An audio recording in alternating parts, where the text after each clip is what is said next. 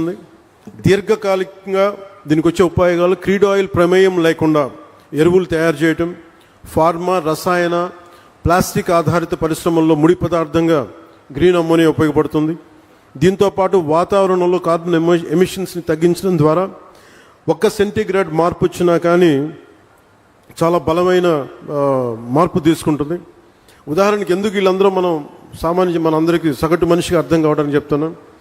మనకి పిఠాపురంలో చూశారు, సముద్రం ముందుకు వచ్చేస్తూ ఉంటుంది.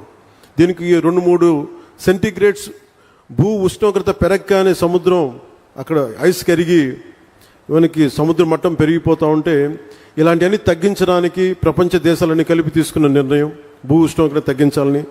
దానికి ఈ క్రూడ్ ఆయిల్ ప్రమేయం లేకుండా ఎలాంటి ఆల్టర్నేటివ్ ఎనర్జీస్ తయారు చేయాలి, క్లీన్ ఎనర్జీ ఎలా తయారు చేయాలి, దాంట్లో భాగంగానే ఇవన్నీ స్టార్ట్ అవుతుంది. గ్రీన్ అమ్మోనియా ప్రాజెక్టు స్టార్ట్ అయింది ఇక్కడ.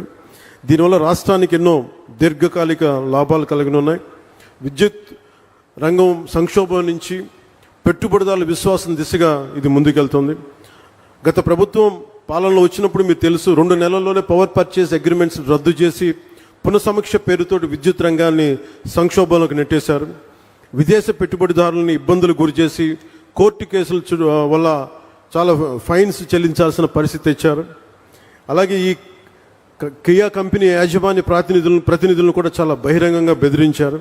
కానీ ఈ సందర్భంగా మేము గౌరవ నారా చంద్రబాబు నాయుడు గారి నాయకత్వంలో కూటమి ప్రభుత్వం పెట్టుబడిదారులని వేధించదు, అండగా నిలబడుతుంది.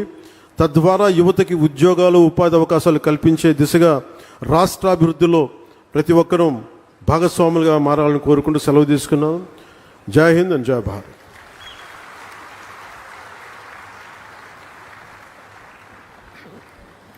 ఏఎం గ్రీన్ వారి ఆహ్వానాన్ని మన్నించి ఈనాటి కార్యక్రమానికి విచ్చేసినటువంటి మన ఆంధ్రప్రదేశ్ రాష్ట్ర గౌరవ ఉప ముఖ్యమంత్రి వర్యులు వారి యొక్క